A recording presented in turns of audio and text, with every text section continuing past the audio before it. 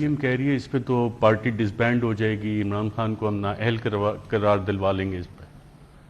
انہوں نے کوئی قانون نیا نکالا ہو تو میں جانتا نہیں، لیکن اگر عمران خان کو وہ سمجھتے نا اس کے اوپر کریں گے تو ان کی پارٹیز کو تو جیلوں میں ڈال دینا چاہیے جو ان کی چیزیں نکلیں گی.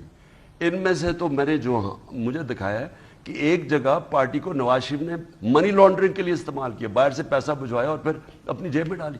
یعنی ان کی جو چیزیں نکلیں گی نا، ابھی پیپلز پارٹی کی آپ کو پتہ چلے گا کہ انہوں نے امریکہ میں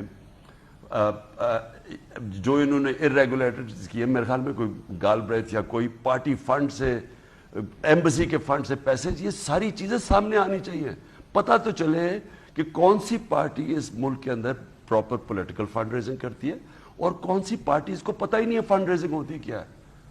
پی ڈی ایم نے متعدد پریس کانفرنسز کی، اسمبلی کے اندر ملک کے سٹنگ وزیر اعظم سیکریٹریٹ استعمال ہوا، سٹنگ وفاقی وزراء، آنریبل ججز آف دا سپریم کورٹ، ان کو نشانہ بنایا گیا، انڈیپینڈنس آف دا جوڈیشری کو ٹارگٹ کیا جا رہا ہے. بطور سابق وزیر اعظم اور ایک بڑی سیاسی جماعت کے سربراہ، عدلیہ کے دفاع میں آپ کھڑے ہوں گے؟ دیکھیں، یہ پہلے تو عدلیہ کا آپ کو پتہ ہونا چاہیے کہ پہلی دفعہ یہ نہیں کر رہی ہے. مجھے یاد ہے کہ انہوں نے نواز شریف نے ایل ڈی اے کے کچھ اربوں روپے کے پلاٹس اس نے لوگوں کو دے دیے تھے. لاہور ہائی کورٹ نے ان کی وہ پلاٹس کے اوپر اس نے کال کر دیا، کیس سننا شروع کر دیا. انہوں نے باقی ججز کو پلاٹ رشوت دے کے وہ کیس ختم کروایا تھا. وہی کیا جب سجاد علی شاہ کو، وہ جب اس کا کیس سننا شروع کیا، اس نے انہوں نے سب کے سامنے، انٹرنیشنل نیوز ہے، جو انہوں نے لوگوں کو ڈنڈوں سے بھیجا اور سجاد علی شاہ جان بچا کے نکلے. اس کے بعد بریف کیس چلے اور باقی ججز کو خریدا گیا. یہ ان کی تاریخ ہے. جسٹس ان کو کال کر رہے ہیں کہ جی یہ ایسا فیصلہ کر دو. ان کی ساری تاریخ ہے، کیونکہ یہ کبھی بھی آزاد اور مضبوط عدلیہ کو افورڈ نہیں کر سکتے تھے، کیونکہ یہ چوری کر رہے تھے.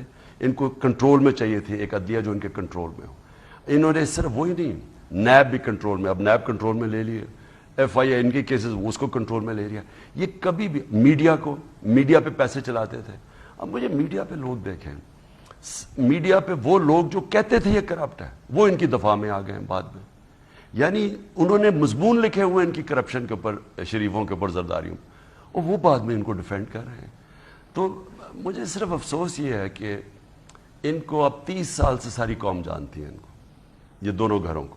انہوں نے 30 سال سے حکومت کی ہے ملک پہ. ان کے اوپر کتابیں لکھی ہوئی ہیں ان کی کرپشن پہ، انٹرنیشنلی کتابیں لکھی ہوئی ہیں. ان کے اوپر ڈاکیومنٹریز بی بی سی کی 2 بنی ہوئی، ایک ایک کے اوپر، دونوں ان کی کرپشن کے اوپر. ان کے باہر اخباروں میں مضمون آئے ہوئے ہیں، انگلینڈ کے اخباروں میں، امریکہ میں، ان کی کرپشن کے اوپر. اور آج بھی پاکستان میں لوگ بیٹھے ہیں جو صحافی جو ان کو ڈیفینڈ کرتے ہیں، اور ایسے لوگ ہیں جو سمجھتے ہیں کہ واقعی یہ ملک ٹھیک کر لیں گے. یعنی جب یہ سازش کامیاب ہو رہی تھی تو میں اپنے ذہن میں سوچ رہا تھا کہ کیا باقی جن کے پاس طاقت ہے ان کو نہیں پتا کہ انہوں نے کتنی چوری کی ہے؟ کیونکہ وہ پہلے تو یہ ان کی چوریوں کی بات کرتے تھے. جن کے پاس طاقت تھی انہوں نے تو خود ہی، یہ جو جے آئی ٹی بنی تھی جو نواز شریف کے اوپر، اس کے اندر تو 2 بریگیڈرز تھے. ابھی انہوں نے آپ کو داستانیں سنائی ان کی کرپشن کی؟ ان سے زیادہ تو خیر مجھے پتا تھا، لیکن سب کو پتا ہے ان کی کرپشن کی، اور وہ کہتے رہتے تھے. تو آپ کے کبھی مجھے سمجھ نہیں آئی کہ جب آپ دیکھ رہے ہیں کہ اس طرح کا ٹولہ چوروں کا جنہوں نے ملک کا بیڑا غرق کر کے رکھ دیا. یاد رکھیں آپ 90 کی دہائی میں، 90 کی دہائی میں پہلی دفعہ ہمارے ساتھ ہمارے سے ہندوستان آگے نکلا اور بنگلہ دیش آگے نکلا. 90 کی دہائی سے پہلے پاکستان دونوں ملکوں سے آگے تھا. ہر اکنامک انڈیکیٹر، خوشحالی یہاں زیادہ تھی. یہ جب سے 2 آئے ہیں ہم ان سے بھی پیچھے رہ گئے. یہ امیر ہوتے گئے، قوم مقروض ہوتی گئی.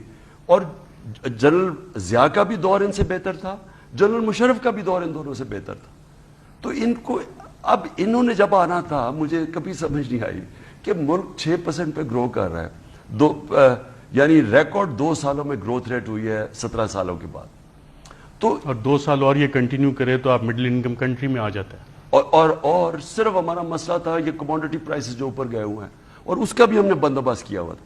لیکن اب مجھے یہ بتائیں کہ وہاں سے ملک نیچے آیا ہے، کیا پتہ نہیں تھا کہ ان لوگوں کا پاسٹ ریکارڈ کیا ہے، کہ انہوں نے پہلے چوری کے علاوہ انہوں نے ملک کی کس 99 پہ جب نواز شریف گیا تب بینکرپٹ ملک، 2018 میں گیا تو پاکستان کی تاریخ کا سب سے بڑا کرنٹ اکاؤنٹ ڈیفیسٹ، سب سے بڑا خسارہ چھوڑ کے گئے، جو ہمیں 1 سال لگا مشکل حالات میں.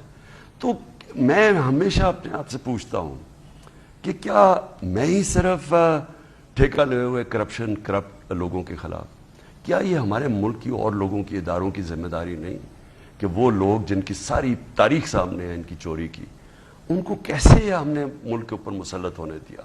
یہ جنہوں نے بھی کیا، سب کی ذمہ داری ہے. یہ جو آج ہم نیچے جا رہے ہیں، جو 250 روپے کا ڈالر پہنچ گیا ہے، کوئی تو ذمہ دار ہے نا اس کا.